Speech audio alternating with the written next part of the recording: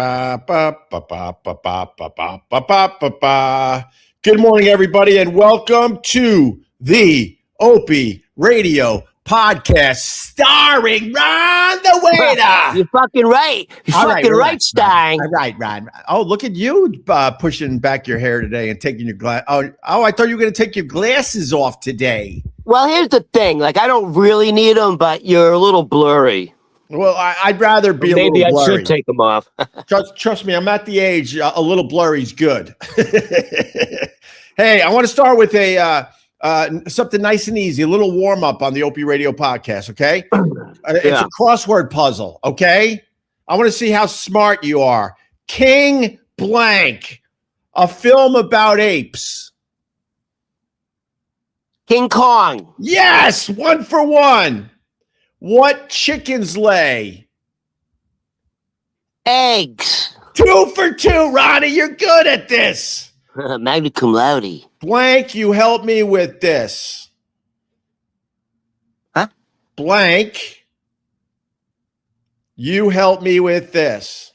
Can you help me with this? 3 for 3, Ronnie Babes. Translucent gemstone. Oh, will he get this one? This is our little warm-up for the Opie Radio Podcast. Translucent gemstone. So what am I, like, is there a word that's missing? I don't get it. All right, fair enough. If you're looking at the crossword, it would start with an O. Translucent gemstone. So there's a word in front of it that begins with O? This word starts with an O. Do you know how to do crossword puzzles? Translucent gemstone, starting with an O. What's a translucent gemstone starting with an O? Right. Do, do, do, do, do, do, do, do. What's a translucent gemstone starting with an O? Right.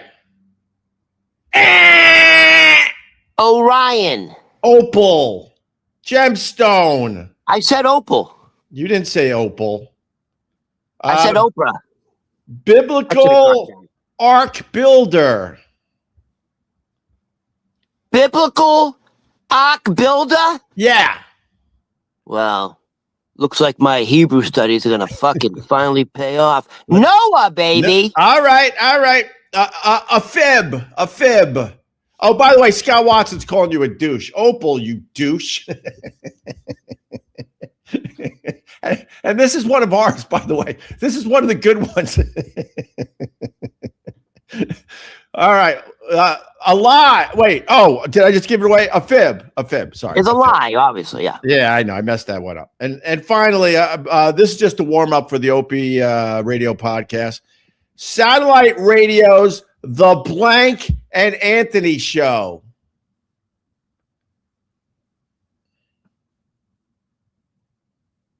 Say it again. Satellite radio's The Blank and Anthony Show. Oh, the Jim Norton and Anthony Show. You son of a bitch! Yeah, that would have been a good. That's where the magic is. Well, no, they were looking for the word has been. Get it? The has been an Anthony Show, bro. I'm still a crossword puzzle. That's why I did that. Look at that. I'm still an answer in a crossword puzzle. Wait a minute. That's a real crossword puzzle? Question. What?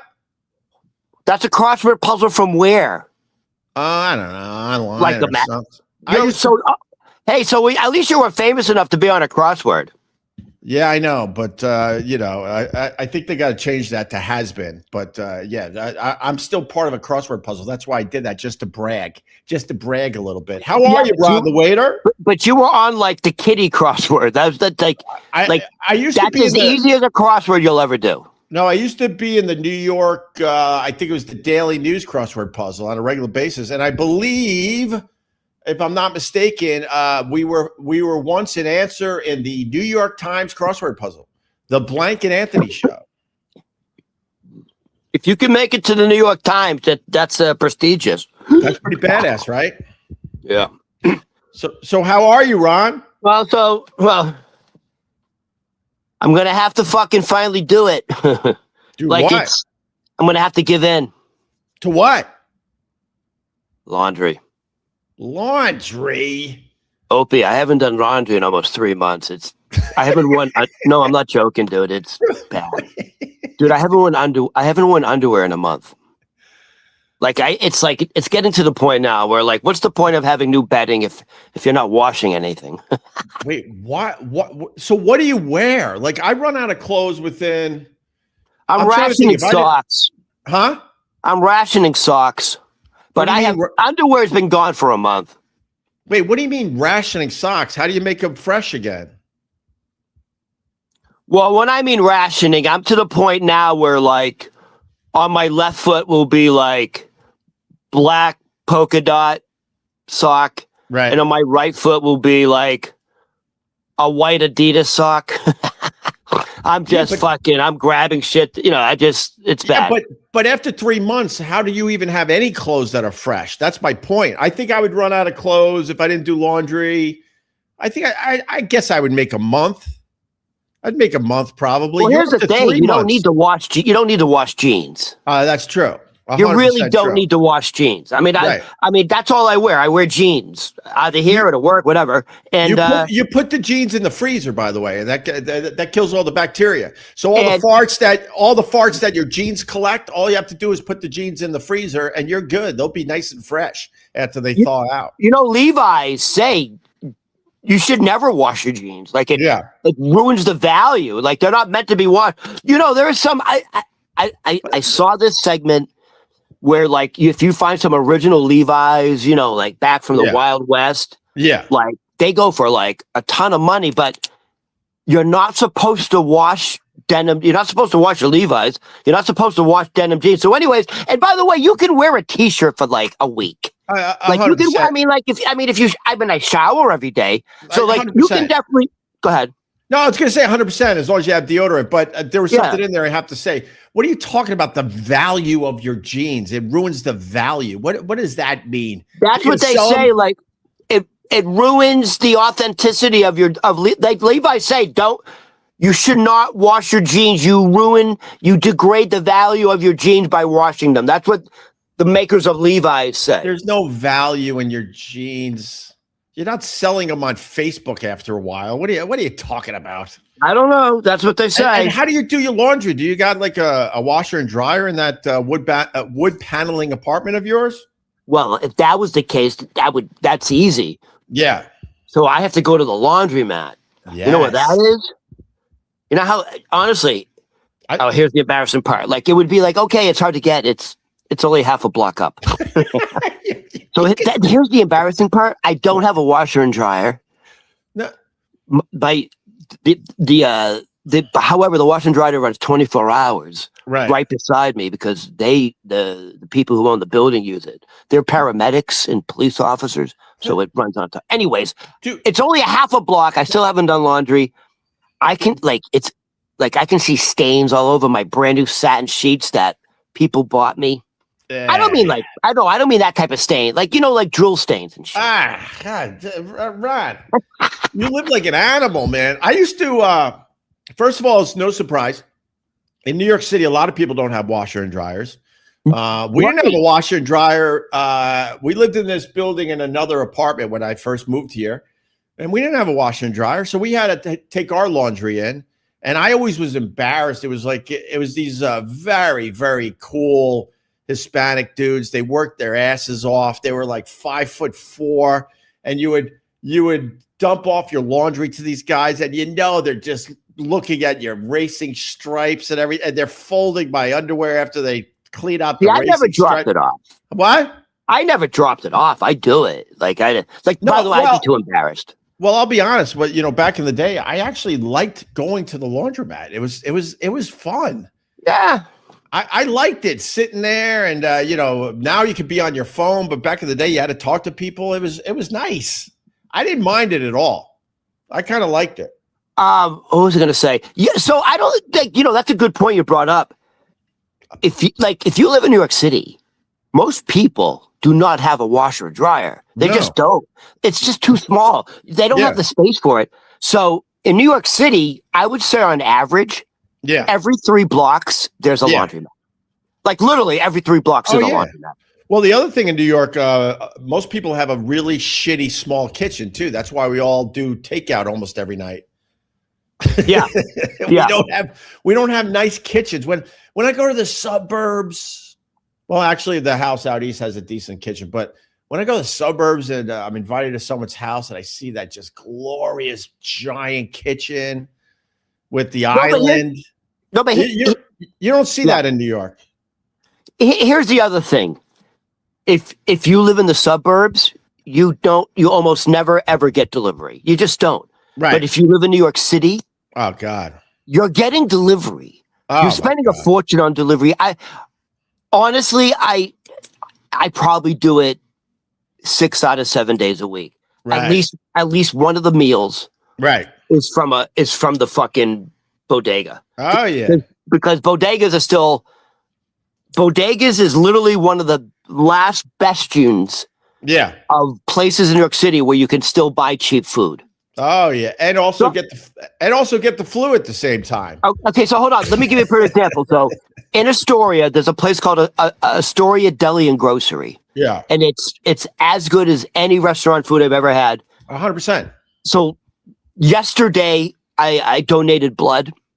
And last time I tried to donate remember I was going to donate? Yeah. I couldn't do it. My iron was low. I was at 12.9. It has to be 13.0. So I wanted to load up on iron. Yeah. So I ordered a bacon cheeseburger, but with turkey bacon. Ooh. With mushrooms. With mushrooms, lettuce, tomato, onion, pickle. Ooh. With Russian dressing on the side. Yes, nice. How much?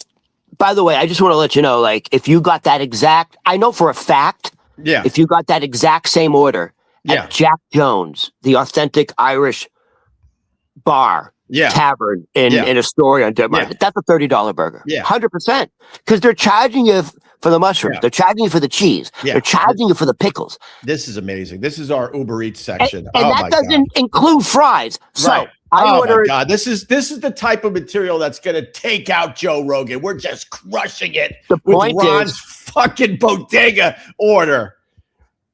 The whole order cost me $9.99. Oh, that's nice. It's literally the last place in New York City where you can still get a really good meal, a hot meal, and it's still and the prices of 10 years ago. More importantly, let us know how much the heart attack's going to cost you. Because that's what are you doing, man? I don't think turkey bacon is that much better for you than regular bacon. At that point, just eat the bacon. Just eat the bacon. I have a feeling turkey bacon's not good for you. It's not. It's covered in salt. Exactly. Well, that's. I haven't. Hold on. Another thing. So wait, we learned that you haven't done laundry in 3 months, and you're eating heart attack sandwiches to get your iron up, so you could donate. Ron, let me finish, Ron. I know. No, go ahead. So you could donate blood. That's all I wanted to say. You wouldn't even let me get to the end of the sentence. No, but here's the sad thing. What? Yeah. The chances of me doing laundry today are really low. Of course. Like, what's the point at this point? Like, we're just so down in the fucking laundry rabbit hole. Right. Like, I don't even want to show you what my bedroom. You want to take a quick look? No. You want to see a quick look? We have a whole list of things to get to. We haven't even done anything yet. Can I ask you a question? Yeah. Do you have the urge to storm anything today? To what? Oh. Well, my rap on this over the years, for real. It's January 6th, everybody. It's the 5th anniversary of January 6th. So depending on where you fall politically, you're either loving this day or hating this day. But here's my take on that. If they were doing it for a real reason, I would have been there with a pitchfork. 100%. 100%. Yeah. I'm a anti guy myself, but they did it for Trump's ego. Simple as that. If they were doing it for some better reasons, man, I would have jumped on an Amtrak with my pitchfork, Ronnie Babes. 100%. Yeah. You know what's stunning to me? Huh? The January 6th committee. The indictments on Trump. Yeah. The Democrats orchestrated all of that. Yeah. to make sure, they thought Donald Trump was so dangerous. Yeah. They said he will be unelectable. Yeah. If we put him on trial. Yeah. For insurrection. Yeah. Well, that backfired. Then they kept indicting him and then that backfired. Right. By indicting him and impeaching him and putting him on trial. Yeah. You literally got this fucker elected. Oh, 100%. It fired up his base. 100%. Yeah. And I want to say this. Yeah. He's only 1 year into a 3-year term. Mm-hmm. And you notice he's just ramping it up. He don't give a fuck. Nah. He's not running for re-election. He don't care. It's called, when you're in your second term as president. Yeah. They call it you start doing your legacy tour. Right. So what's he doing? He's like almost doing the Montreux Doctrine, where he's now reasserting America's dominance in the Western Hemisphere. Right. By the way, Donald Trump take him very seriously when he says Greenland's ours. Right. He's like, at this point, no, we're going to take it because we're NATO and we have to have it. And because we want to control the ice wall.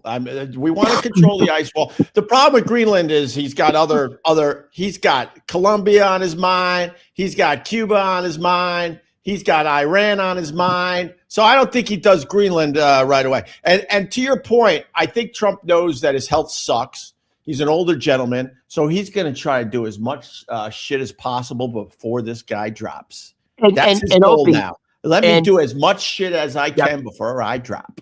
But it's going to get even more intense because he still has full power up until the midterm elections. Right. If he loses the House, then obviously, then he's a lame duck. So he understands. He understands. Things are going to get dicey. Yeah, hold on, Ron. But if he loses the House, he don't give a shit. He'll still be able to do crazy ass shit. Yeah, no, I agree. Yeah, he didn't need the House to do Venezuela.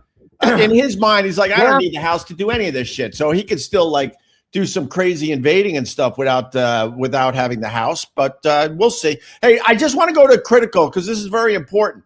We know Opie's anti everything. Because I'm kind of an anti-government guy. I don't trust any of these guys, whether you're on the left or the right. What? Anti-Semite.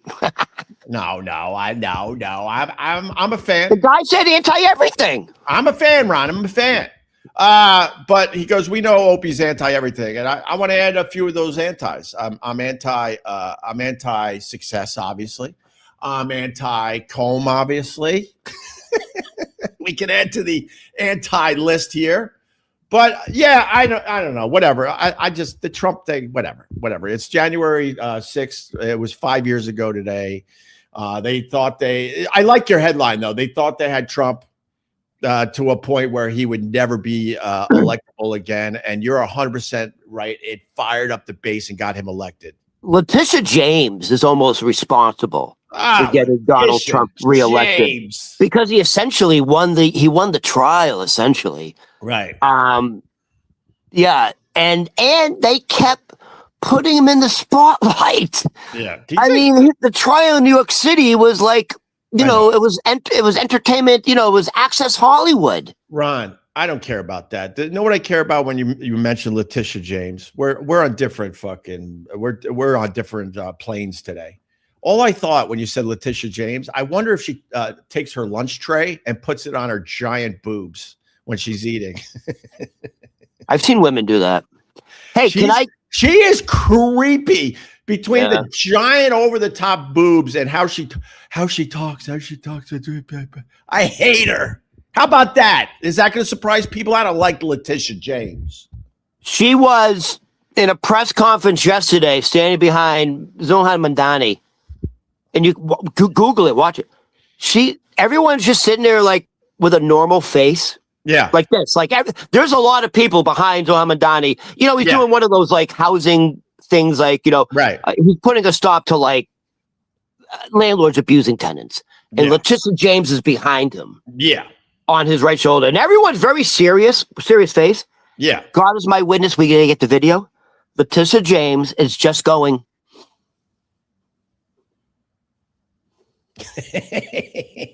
Oh my God, what a creepy face. And it's creepy. We have to find it. Like she's behind going.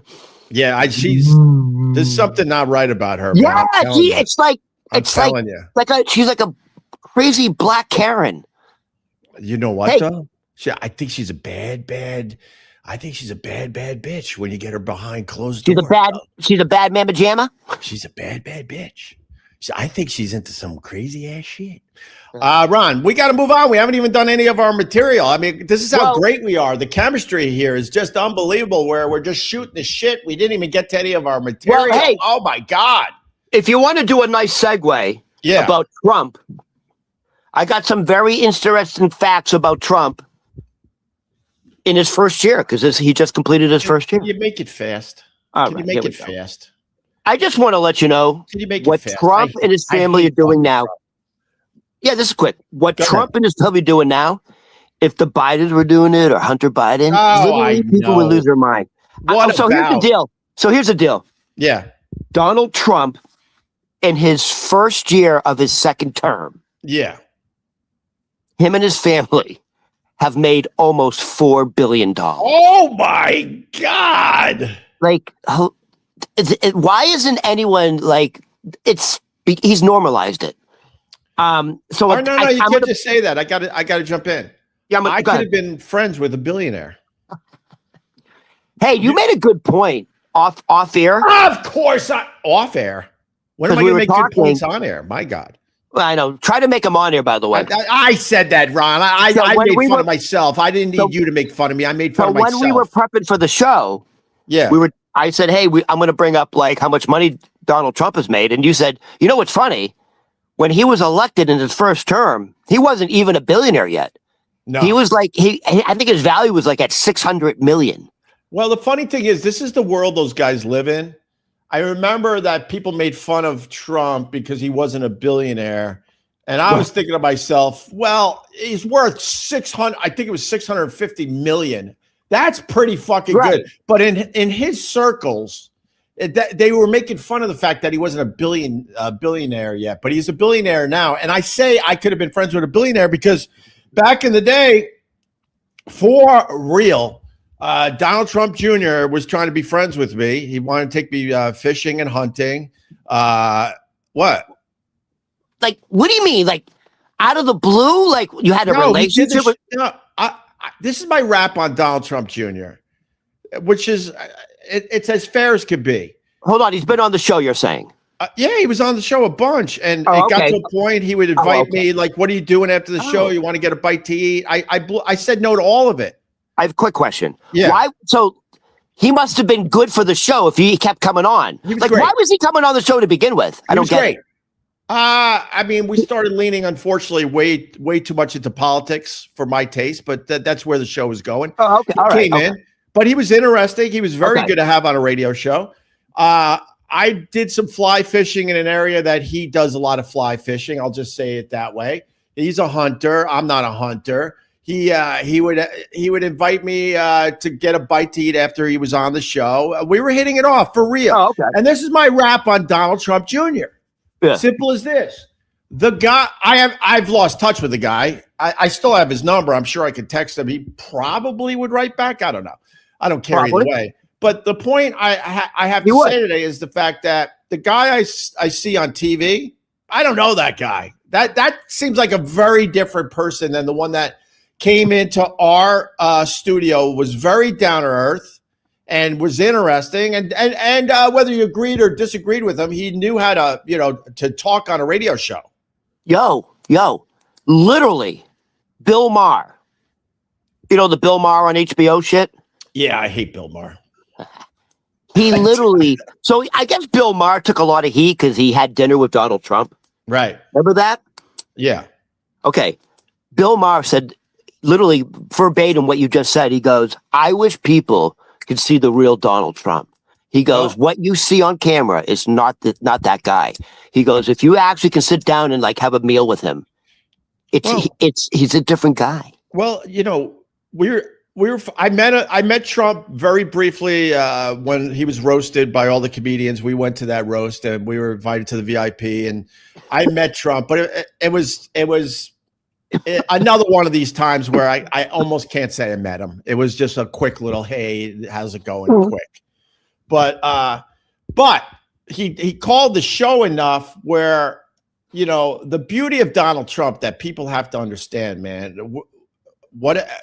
Whatever room he's in, he makes you feel like you're the most important person at that moment. He has such a talent with that, and he knows how to play into your ego. And that's the charm of Donald Trump. He can win over just about anyone. That's why when Mamdani went down to the Oval Office, I know Trump was sucking up to Mamdani, but Mamdani, I guarantee, fell in love with the real Trump that day. Whether it keeps moving behind forward, closed doors, right? Yeah. Well, it looked like in front of everybody as well. But that's Trump's charm, man. He would come on our show and he's like, I'm hearing great things about you guys. Oh my God, you're better than Howard Stern. You guys are really hot. You're like you're the biggest thing in New York radio. Oh my. And of course we ate it up. Of course we did. It felt good. He's great at that. Opie, I promise you, if you wanted to make this happen, you could do it if you did it the right way. There's going to be some major friction between Mamdani and Trump, ICE and all that shit. Right. You could absolutely invite Donald Jr. or Donald the president. Oh my God. Come on. Hey, come on. And let's talk about what this fucking Mamdani guy's doing. He's ruining New York City. All right. Come on. You don't think that they would do it? All right, let's do it, Ron. Now we're do it. We're almost a half hour in. We still haven't done anything. Oh no! Listen. By the way, speaking of Donald, and Donald Jr. and Eric. Yeah. So let me get back to the money shit. Oh right. Go ahead. So part of the $4 billion is they've made $2 billion in cryptocurrency ventures. Oh my God! Trump and the family. Now, Donald Jr. and Eric, have publicly traded companies. The family name they've made $1.3 billion in American Bitcoin on the stock market. Now, here's the other thing. Donald Trump and his family has made almost $500 million in real estate and licensing. You know what licensing is? You can pay me to use my name on your building. He did that all over New York. The funny thing is, do that all over New York. I was in one of those buildings. The funny thing is, when you walk around New York and you see the Trump name on a lot of these buildings, he had nothing to do with the construction of those buildings. Nothing. It was his management company. So he's like, hey, I'll come in as my management company. We'll run your building for you. But the deal is you got to put my name on your building. He was brilliant at he was brilliant at marketing too. He was really the first one to really revolutionize that. There used to be the Trump Soho Plaza Hotel. Yeah. They took the name Trump down. Yeah. Long time ago. But since he's become president, when I say licensing, he's probably overseas, right? Right. But hey, you can walk around New York City. His fucking name's everywhere. I said that. Continue, Ron. I want to move on for the Trump. All right, hold on. Trump shit drives me insane. I feel like I'm in a backyard somewhere and have to deal with someone babbling about Trump. Now, quickly. Yeah. Since this is what Trump has done in his first year, second term, talking about licensing and branding and putting his name on shit. Yeah. Here's a quick list. Yeah. He added Donald J. Trump in front of the JFK Center for the Performing Arts. Right. He put his name, Donald J. Trump Institute for Peace. Right. He added his name in front of that. So the Institute for Peace is a government-funded think tank. Yeah. He threw his name in front of that. Right.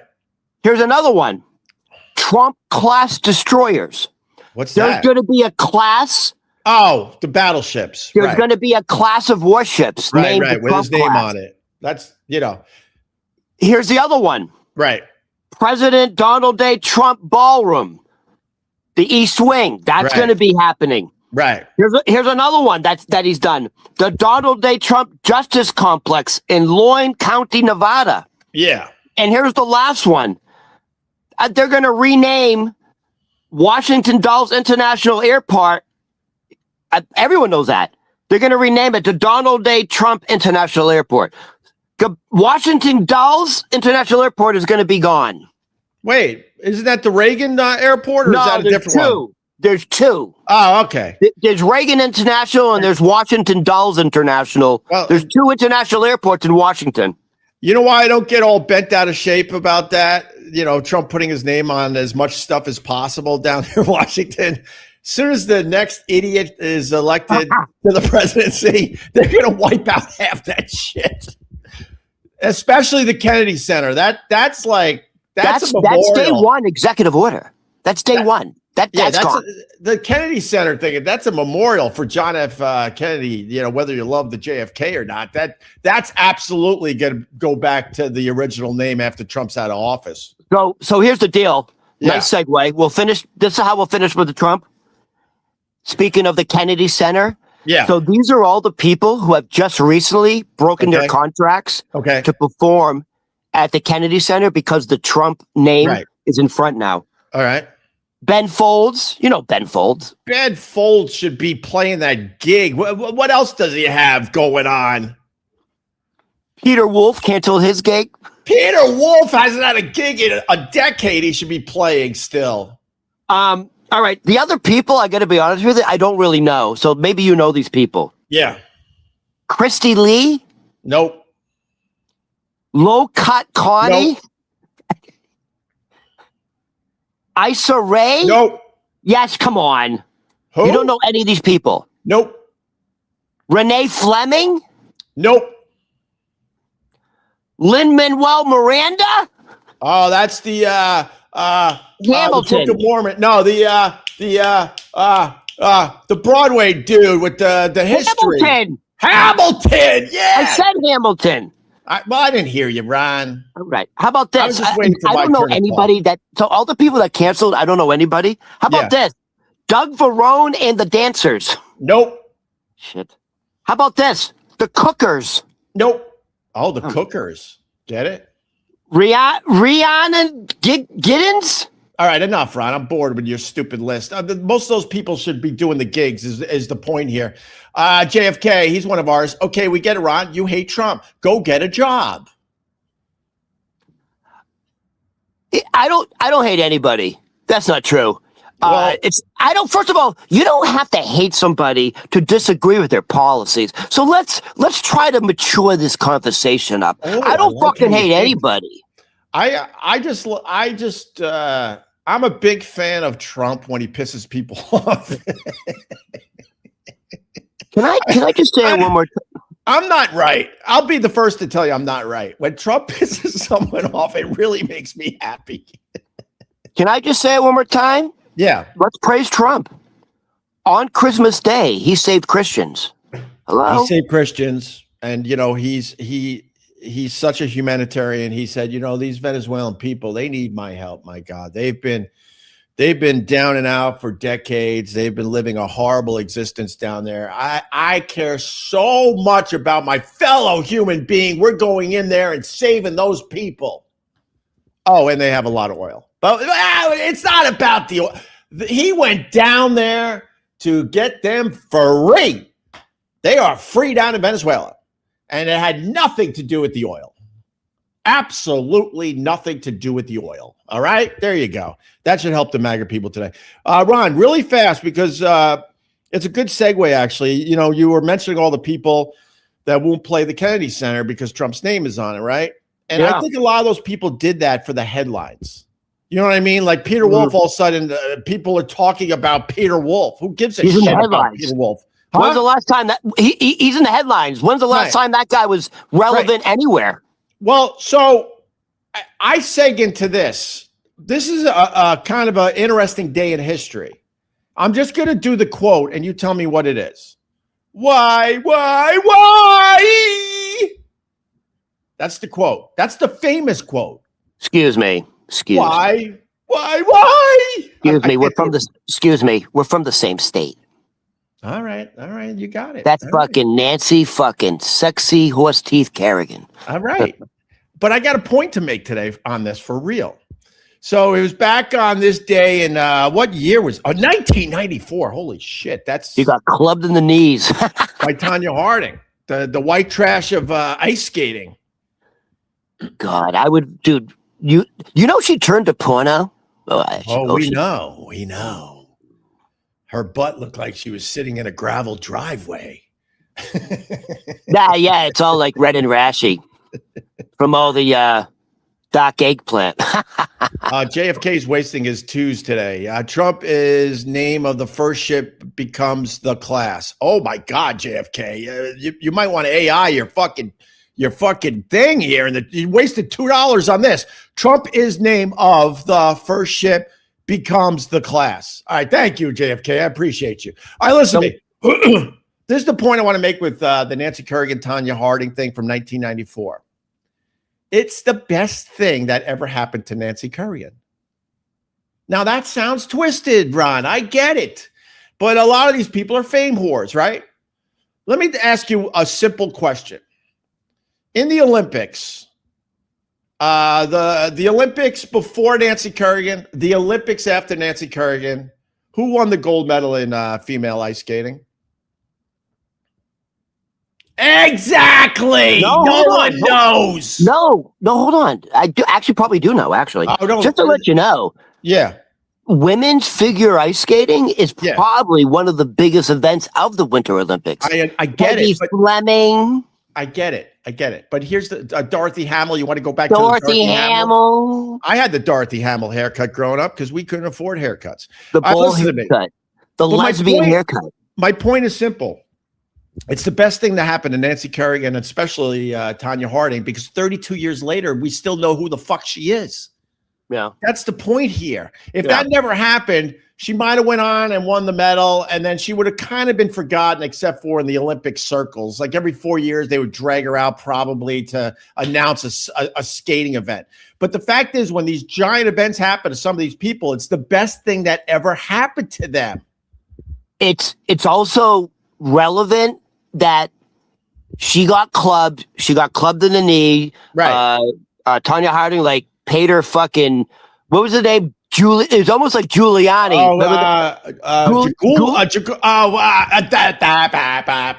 It almost sounded like Giuliani. It was she had this thug Italian boyfriend, or she paid him off. Oh, how do you say his name? Jesus. Ghoulie, it was like Ghoulie. Jeff Gould. Oh my God, it's right there. Jeff Ghoulie, his name fit. But here's what people don't realize. Yeah. Dude, she got seriously injured and still she won the silver medal. That's what really made her famous. No one cares. If she didn't medal, make her famous.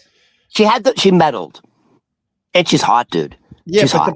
The point is, if she never got hit by Tanya Harding, she would have faded away pretty much at this point. Jeff Gillooly. Thank you, John Kortz. Thank you. Oh, it's Sean Eckert. People remember all the names. Sean Eckert. Sure, he was a biggie in that. But that's my point, though. So these crazy events happen to some of these people, and it's the reason they're so famous, and it turns out to be a great thing for them. Nancy Kerrigan probably made millions off that in the end because she was way more marketable after that. Now, I got another one really fast, Ron, really fast. Well, she became like a cult celebrity icon. And yes, she you know where she made her money? What? Signing tours. Yeah. Yeah. You had to interrupt for that. The point is she made a lot of money because she got hit on the fucking knee by Tanya Harding. Right? Yeah. I got another one. Great miniseries, by the way. Great miniseries. I got another one. I saw she was in the news. I don't even know for what. Monica Lewinsky. And if you bring up the Bill Clinton BJ thing with her, she gets really fucking pissed off. And my point would be, if she was on this right now, we wouldn't know anything about you if that didn't happen. Why do we pay attention to you? I think she went into handbags or something for a while, and she did something with Tom Green once. But the fact is, she became insanely famous because of this terrible thing that happened to her. And no one gives a crap about anything else she's doing except for the fact that she was the intern in the Oval Office. Nancy Kerrigan and Monica Lewinsky both made money off of what happened. I mean, Monica Lewinsky had like fucking, #1 selling books. Right. By the way, I think she actually had like a talk show at one point. She had everything because of that. But the point is, if that never happened to her, we wouldn't know her name for anything else. Hey, Opie, speaking of famous. Yeah. I ran across your ex-famous radio partner, Jim Norton, that real famous guy. And I sent you the video because, first of all, I want you to tell me if this is like AI, is it fake? I came across this video, and it looks like there's a fat Chris Stefano handing a sandwich to like a guy in some sort of felt suit, and like some crumbs fall on Jim Norton's lap. Right, dude, Jim Norton is like the look on Jim Norton's face. Is this an act? What's going on? Ron, hold on. I gotta find it now. Do you remember how I said I came across Jim Norton giving away free jokes on Thanksgiving, and I'm like, this can't be real? Yeah. Is this video real? Is this a character he's doing? Man, or is he just a fucking little prissy? Whoa, hey! You don't understand the brilliance of Jim Norton. You're gonna piss off the O&A people that come and check us out every morning, Ron. You're gonna lose those people. Is Jim Norton giving us some sort of like performance art? Like, what is going on here? Well, it's my favorite. To be honest with you, you're bringing up my favorite Jim Norton video of all time. It's so ridiculous. Jim Norton, he. You mean Blinky? It's 2026, Ron. I'm trying, Ron. I'm trying. Why are you dragging me back in, Ron? Why? The fact is, I came across this video yesterday. The fact is, Jim Norton had a problem. I would say pretty much every day I ever did radio with the guy. And the old O&A staff would agree if they weren't scared of the guy. Whatever. I don't care about that. That's up to them if they want to. Why would they be scared of him, though? I don't know. I mean, there were times he would get his breakfast order in front of him, and something would be wrong about the breakfast order, and then he would turn and spit on the floor. That was always fun when you're just trying to have fun with a radio show. Opie, that's not normal behavior. That's like a fucking spoiled little brat. Well, Ron, that's you. It's 2026. I started moving my body more. I started meditating. What are you doing, diva? More. You fucking spit on the floor because they got your order wrong? What are you kidding me? I started doing my power walking and my swimming, meditating. I'm trying to eat a little better. I didn't have ice cream last night. So why are you dragging me back into this? Just so people don't think I'm exaggerating that this guy's a little prissy big C, show the video. He's having a fucking temper tantrum. You're a grown man, you fucking blinky motherfucker. I didn't understand it because, in the end, like, this is not, well, obviously this is not a job or a real job, obviously. And you don't spit on the fucking floor after someone brings you food, you idiot. You say thank you, you fucking asshole. I got a ton of stories like that, but like I said, it's 2026. But I will show you this video because it is one of my favorite videos of all time. So basically, can I say? Go ahead. Sorry. We had a nice hang going on. Can I say one thing, please? Yeah. I like it when you pause the video and comment on it. Go ahead. Oh, really, Ron? All right. So we had a sandwich shop that made sandwiches. They brought them in. Maybe it was one of the sandwiches that was named after me. I don't remember exactly. We had Piff, the dragging dude who was on American Idol. He's really famous in Vegas. We had Chris Stefano, and we were just having a nice hang, and we're handing out sandwiches, and Chris Stefano's happy, and Piff walked in with his little doggy, and he's going to do great radio for us. And Chris is a nice guy, and he's like, "Hey, Piff, would you like a sandwich?" And it wasn't like a setup. It wasn't like, "Hey, when he comes in, we'll give him a sandwich." It wasn't like that. It was just spontaneous. We're all hanging. We're having a good time, I liked that vibe when I was doing radio with people I liked, where we're just kind of hanging out with each other. But Jim Norton was not having. Can I just say one thing? Just Piff, American Idol. Just I don't know what you're talking about. It doesn't matter. People know. Okay. He's very famous. So here's okay. I didn't know. I'm not even joking. This is one of my favorite. Yeah, because I'm twisted. When Trump makes fun, goes after someone, I love it. Over the years in the studio, when someone was in a position, I loved it.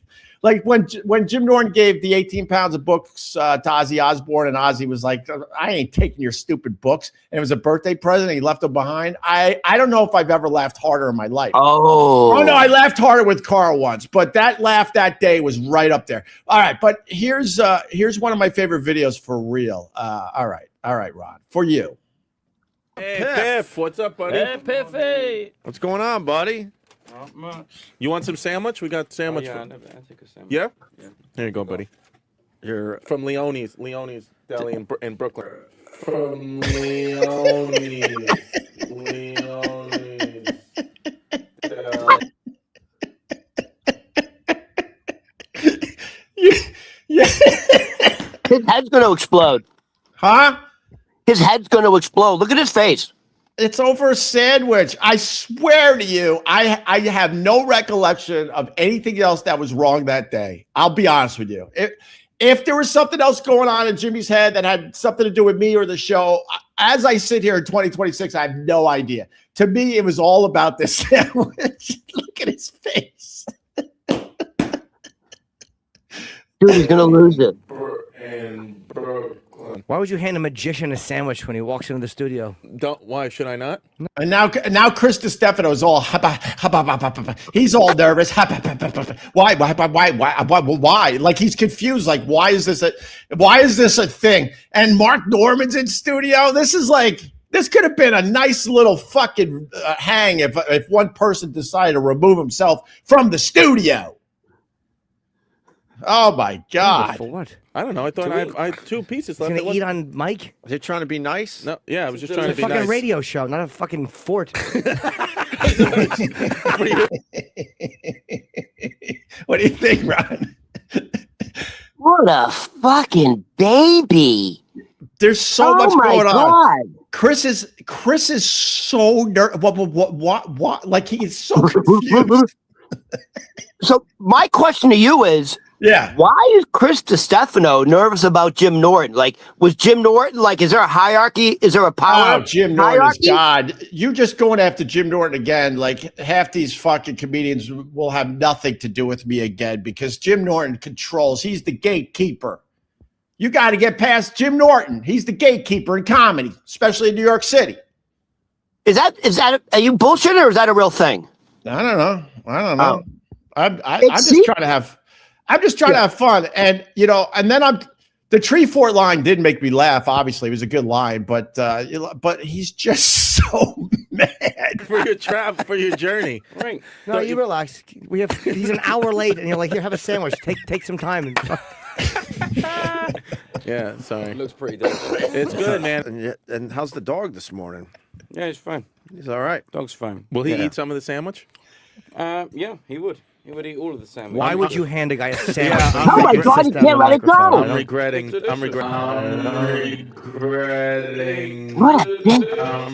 because I can't. What's up, Piff? What's up, buddy? There you go, Ron. Dude, he couldn't let it go. Oh, Jim doesn't let anything go. What the fuck? I mean, look, I had a tough time letting things go because that's going to be the next thing that happens in the chat, of course. But Jim Norton, it has to be said, has a very hard time letting things go. And it's like, Mark Norman, you got Jimmy in there, you got Chris DiStefano, you got me. And if Piff eats a sandwich for 20 minutes, who gives a shit? There's plenty of people in that room at that moment that could keep the thing going and making the laughs happen, but he couldn't let it go. The funniest part is he looks completely confused when Chris DiStefano. By the way, Chris DiStefano looks like he's lost a lot of weight since then. Jesus. Oh, I don't know. I haven't seen Chris in a moment. Well, he looks pudgy there. He looks like he's retaining a lot of water. Jim Norton's face he doesn't understand, almost like he can't compute what the fuck's happening at the moment. Right. When the sandwich starts going across his body, and then for some reason, Chris Stefano stops. Yeah. Like stops the motion of the sandwich directly over Jim Norton's lap. Oh, yeah. You don't want to piss off Jim Norton, man. Don't piss off Jimmy. And shakes the sandwich. He goes, hey, you want the sandwich like this? Right. On Jim Norton. Right. And you see the crust of the bread. Like it's snowing. It's like snowing dandruff bread all over Jim Norton's lap. And Jim Norton, without moving his head, right, looks down with his eyes and then looks straight ahead. Right. And if you look closer, you can almost see steam coming out of his head. He is so stewing. So stewing. I loved when it got uncomfortable in the studio. I loved it more than anyone else that was associated with that show. When it got uncomfortable in the studio, I loved it. Now, I laughed at Jim Norton's Fort line because that was funny. You know, still giving it to him. That was funny. And I don't get that laughing line. My ass off at how mad he is. That's how twisted I am. I'm laughing because he's so fucking steamed. I mean, like, I would have said, yo, Jim, what's the big fucking deal? You kidding me? Like, that would have been my reaction, but I was kind of surprised at Chris Stefano's reaction. Like, sorry, Jimmy. Sorry, Jimmy. Yeah, he was nervous, and you notice Mark Norman didn't say a word. He just by the way, it's going to be that, like, Mark Norman didn't even exist in that scene. He fucking went back into the corner. Yeah, Jimmy was intense. Jimmy was intense to work with. There's no doubt about it. So in other words, Jim Norton's one of those guys you have to walk on eggshells? Well, I mean, they said that about me, Ron. They said that about me. That's true. When everyone was intense in that studio at times, but they said that about me. All right, Ron, thanks for bringing that up because that's going to be a whole day of hate now. Thank you for that. I appreciate you, Ron. You're the best. I call that sandwich gate. It really makes me laugh, though. Dude, it's just stunning that a grown man would like. That's how a preteen would behave, or like a girl. Like, oh my god. I mean, why would you ever do that? And I'm trying to be fair to Jim Norton. Like, I really don't believe there was anything else going on in the studio that day that had him that mad. I really don't. I really don't. You know what? Can I? It sounds like. Go ahead. Yeah, go ahead. No, I was just gonna say it truly is one of my favorite Jim Norton videos. You know, the more I think about that video, because of Jim Norton's reaction, it sounds like Jim Norton already had an issue with Chris Stefano. I don't know. I can't speak for that. He had really? He had an issue with me. He didn't want to do radio with me, so it made that time with Jimmy hell on earth. And with that, we still got it done to a certain extent, but he didn't want to be there. He wanted to be working with Anthony. He should have just whatever. I've said all this. Let's move on, Ron. It's 2026. I'm trying to be better. I noticed you're starting to dress a little better. You're putting shirts on, but you dress like a fucking New Englander. It's just that's New England. That's fucking that's New Hampshire. It's winter, Ron. I'm just trying to be cozy. Now I got to figure out the hair, and I'll look like $1 million. Wait a minute. You kind of look like, with the shirt and the hair, a little John Fogerty. Oh my God, John Fogerty's 90, you asshole. I don't mean that. I mean, when he was young and youthful. Chasing down the hoodoo dare. God, by the way, born on the bayou. Speaking of classic rock. No, we don't have time for that now because you babbled about the Trump shit.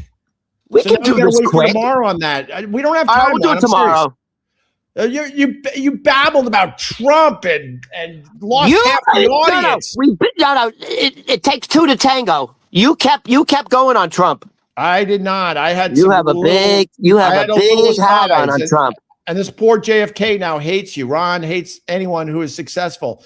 Typical loser. Wow, you lost the JFK head chunk. You can't lose the JFK. What am I, jealous of successful people? All right, listen, I got one more thing we can do really quickly. Yeah. The Howard Stern video. Let's play more videos, Ron. Speaking of, okay, let's speaking of we videos. just pissed off the Jim Norton fan base. We might as well piss off the Howard Stern fan base, and this will get the numbers up. So we've been talking about the Howard Stern basketball video for a while. We almost played it the other day, but then we went on a Ron the Waiter tangent for 15 minutes. But honestly, Ron, it was good stuff. It was good stuff. When you go off on a tangent, it's good stuff. But we weren't able to play the video. So I'm gonna like push it here today. So we were talking about Howard Stern back in the day. Jackie the Joke Man's a friend of mine, and he likes sending me old Howard Stern shit. It's amazing. He sent me an interview that Howard did when Howard had a mustache and short hair. For whatever reason, he sends me this stuff, and I love it. Being a radio guy, and I love it. Having the battles with Howard back in the day, I love it. And I think it's Jackie's way of trying to get some of this shit out there, because he's giving it to me knowing I'm going to put it out there. Oh, I see. So back in the day in radio, to this day, this is what amazes me about Howard Stern. The amount of fear radio guys had for Howard Stern. They were scared of Howard Stern. They were scared that Howard Stern was going to focus on them and their radio show. And to this day, I don't get it. Because to me, I always thought that Howard was just a fucking nerd. He wasn't a tough guy. He wasn't a rock star. He was always kind of a wimp. So Jackie the Joke Man sent me the time that Howard Stern played a one-on-one basketball match with Nils Lofgren. Nils Lofgren from the East Street Band. Nils is 5'3".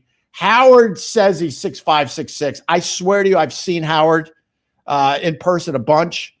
I would say he's closer to 6'9". He's a monster. He's a geeky monster without not a hint of muscle on his entire body. So Jackie the Joke Man sent me this video of Howard Stern playing basketball. I think the clip has Jackie in it. I think the version I got. So let me play this. We could stop this one too. Why not, Ron? All right. But let's get right into it. This is Howard Stern playing basketball. Sent me a clip of the old E! Show where Howard played basketball against who's the guitar player in Bruce Springsteen's band? Nils Lofgren. He's about 5 feet tall, and he beat Howard like 11-0. It's so funny. So the guy was 5 foot tall, and he beat Howard 11-0. Yeah, I'll send it to you. It's just it's hysterical. It's being beaten up in high school. Nils is just killing Howard off the boards, and Lofgren just goes to the hoop. What are you doing? He's a good bowler. Another left up and in. Another left hand, dirty left just in the first half. I'm very surprised. I didn't think we'd get this much scoring. Lofgren from outside gets the kind bounce. 10, trying to back Nils in. Does it? Doesn't go. Off the window again. Misses once. Misses twice. Takes it outside. Looking to go right. That was close. Nils playing tough thing. Howard had an open move to the basket. Just stood still. 10-4 ball game. 10-4. Howard, bad shot from the outside. He's trying to intimidate Nils now. What's going on? Nils left hand to the hoop, misses, fights for the rebound and gets it back. Howard, you need to hustle. Howard! I don't know if he can hear me. I'm trying to help. Oh my God, boy. What is he doing? I don't understand. I don't think Howard knows what he's doing. What the fuck? Put it up, Howard. 3 seconds left. Howard off the window. Doesn't go. He's embarrassed. Yeah, he's embarrassed. There you go, Ron. How bad is that? I just have to say, the audio version of this is on the podcast app. So you subscribe to Opie Radio. That's where we make a few bucks. So download some episodes. It helps us greatly.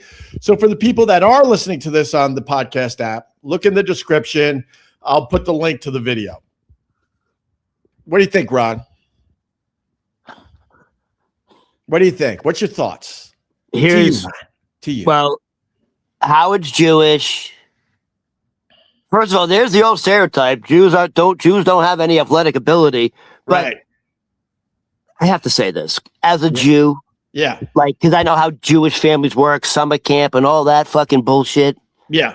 First of all, Howard Stern is so tall, he can touch the netting without crazy? jumping. That means he's got to be more than 6'5". I'm telling you. I played a lot of basketball. The guys that Howard Stern is a lot taller than 6'5". I know, because I played a lot of basketball. The guys that could grab the net like that, that's like 6'9". 6'8", 6'9". Yeah, easy. So when you're that tall, it's just like culturally, you get thrown into basketball. Right. That didn't happen with Howard's family. Like, isn't that amazing? He has no fucking athletic ability. Did you see at one point he went like this, like flailing? Like his defense was this. Dude, he's a girl.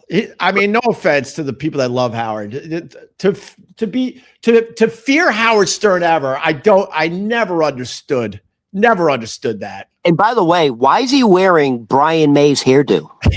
Well, it was the time to defend him. It was the time. That's a long time ago. It's so thick and luxurious. It looks like a wig. Yeah. So he looks like Brian May from fucking Queen. So I was really good at basketball, but my problem was I didn't get the height. If I had Howard's height, oh my God. But I was really good and I took it very seriously. But the point I want to make today is when I went to high school, the tall kids that walked around that were 6'7", 6'8", 6'9", the basketball coach would recruit those guys immediately. And then it was so funny to see the coach's face when they realized this 6'7", 6'8", 6'9" monster couldn't fucking play basketball. It drove the basketball coaches crazy. So I'm imagining when Howard was walking the halls of Roosevelt High School, I think he went to, and I guarantee the basketball coach is like, well, fuck, I got to get this guy on the basketball court. And then to realize that he plays like, no offense to the ladies out there, but he plays like a girl. And I bet you the basketball coach went home and had a nervous breakdown. Opie, you fucking hit on something. You're 100% right. I absolutely remember in junior high school and high school, because I play I was like tri-captain of the baseball team, tri-captain of the football team. I was really good at baseball and football. And if there was I remember the assistant coaches. Yeah. Like if there was like a high school kid who was like 6'5", like 300 pounds. Yeah. Who wasn't playing football. Right. They would encourage him, hey, dude, come on over. We really could use you, blah, blah, blah. It's a great experience. So 100% Howard Stern was approached several times to play JV, varsity. Hey, come try out. And he probably did. He probably said, okay. Right. Zero. He had zero athletic ability. It's unbelievable. It really is unbelievable. And Nils Lofgren, I according to Jackie, I think it was 11-0. 11-0. And Nils Lofgren, I thought he was taller, but I think he's 5'3". So Howard was at least a foot and a half taller than the guy. Hey, can I ask you a question? Yeah. Because I know you and Howard don't like each other, and you guys are like nemesis. Well, not anymore. Ron, let's be honest. I'm broadcasting from a windowsill, and he's still on Sirius XM. Yeah, but Opie, you could send him that video and go, Howard, you want a rematch with the Opsta? I'd kick his ass. Would it also be 11-0? I got 2 herniated discs. I would kick his ass. Yes. Opie, this is what I understand where he lost 11-0. All he had to do was put his back to the 5'3" guy, just dribble close to the basket. And he literally doesn't even have to jump. He no athletic ability, but no smarts. Yeah. All right, Ron, I got to go. We did nothing again. Nothing. Literally, I got this. I got 2 sheets of stuff we could have talked about, but instead we did nothing. And look at all the stuff you got. But thanks for pissing off the Jim Norton fan base today. That was fun. Thanks for well, I guess I pissed off the Howard Stern fan base, so I got to take that one. So that means no Twitter for the kid today.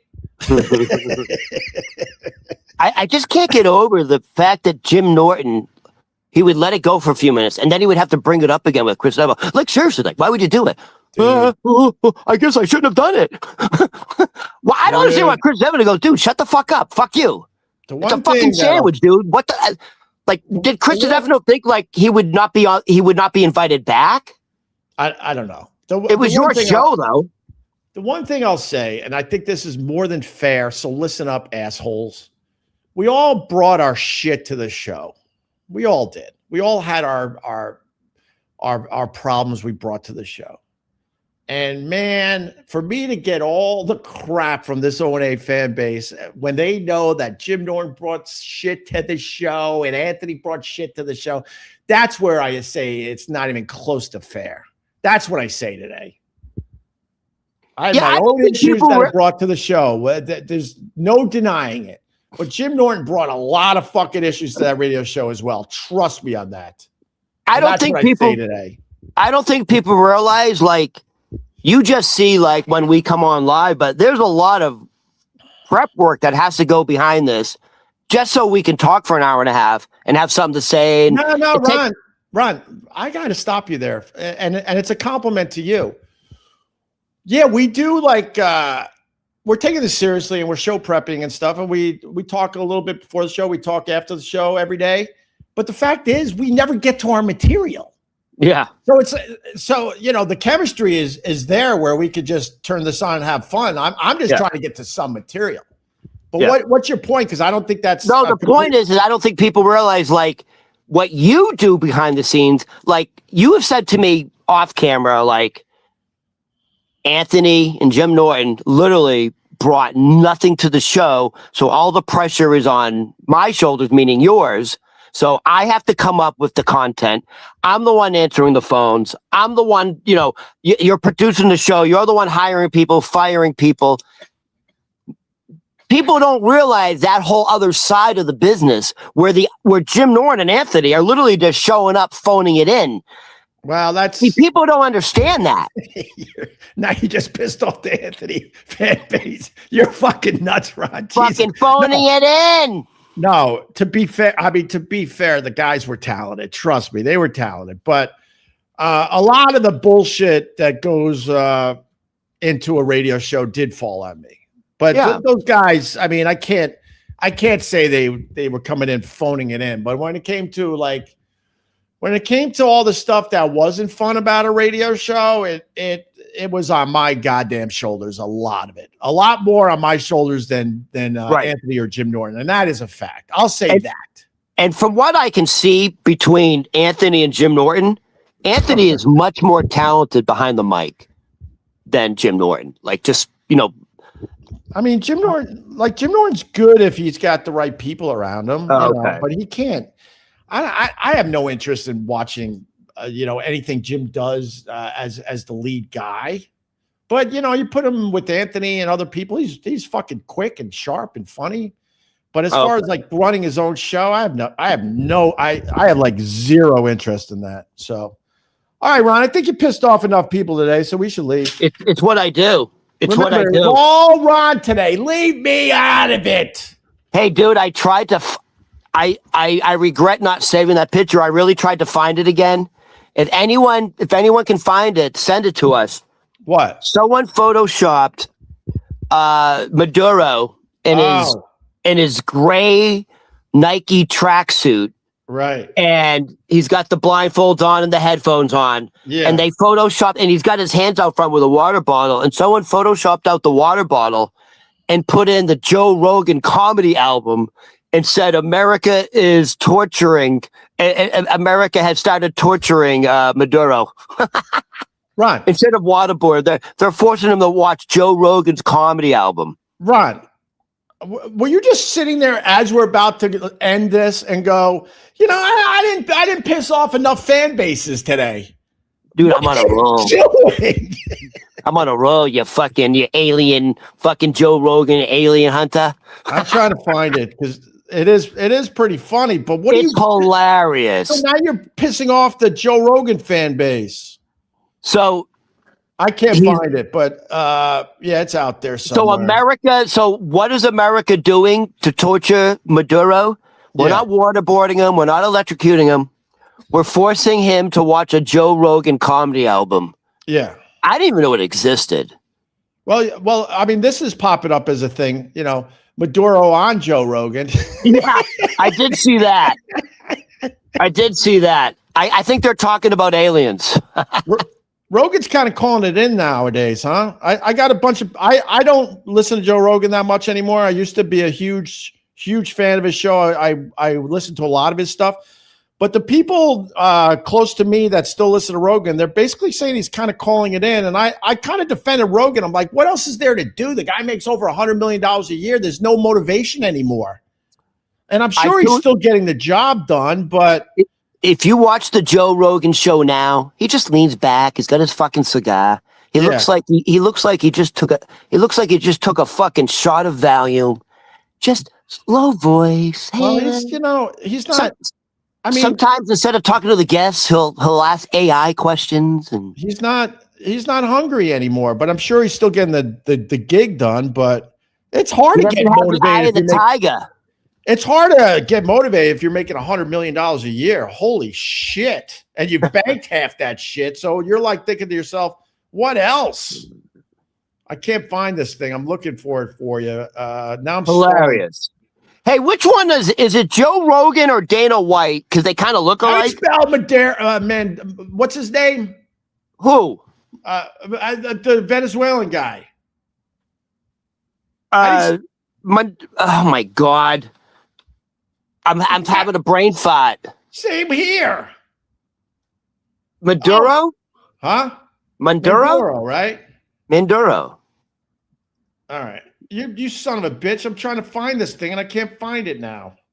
All right, it don't matter. All right, let's go, Ron. Quick question now, because now I'm thinking about you brought up Joe Rogan. You had to bring up Joe Rogan. Yeah. So Joe Rogan and Dana White, kind of they look alike. Which one is like banned in like 3 or 4 casinos because they count cards? Like they're so good at it. The UFC fan base now? Oh, it's Dana White. Dude, the guy's like an idiot savant. Do people know that like Dana White, like he'll win like 3.5 million at Caesars, and they say you can't play here anymore. I like Dana White a lot. He's not cheating. He's not cheating. He literally he can count cards. All right. I like the Dana White though. Let's leave the UFC fan base alone, Ron. I mean, we're trying to build something here. It's going to be less and less people we could grab from with you going after all the fan bases. Dude, I'm on a roll. I'm just fucking pissing off everybody. Yeah, that's wonderful, Ron. All right. Let me go now. All right, Ron. Thank you for that. Ron Berman Comedy on all the socials. We will do this again tomorrow. Maybe we'll get to material. All right. Listen, tomorrow for sure. You're gonna get to redeem yourself with your fucking rock knowledge. Oh, by the way, Ron, they're already going after me in the chat. This was all Ron. Ron went after Norton. Ron went after Anthony. I actually defended those guys and said that. Opie, you have a big hard on for all you do is talk about Jim Norton this, Jim Norton that. You have a real hard on for this guy. It's all you do is talk about Anthony and Jim Norton. Like you have to get over it. You have to get back into therapy. You have to get over this. You know what? You just played into all the haters' heads because they're going to now go, see, I told you. I told you he's obsessed with those guys. When we get off air, Opie's going to go, let me tell you something else about that Jim Norton. That's not true. That's not true. I'm like, Opie, please. I can't take it no more. Are you off your meds? You're nuts. Don't worry. You know what it is? I think everybody today. Don't worry. You've got them all. I'm getting silly because I need to eat. Yeah, I'm starving too. All right. You know what it is, Opie? Do you ever like what time do you set your alarm for the morning show? Like what time do you get? Like 5? I set my alarm every morning for 5:15. It only wakes me up maybe 3 times a year. So I always set my alarm for 4. Yeah. And today I woke up at like 3:03, and you just can tell there's no way I'm going to go back to bed for an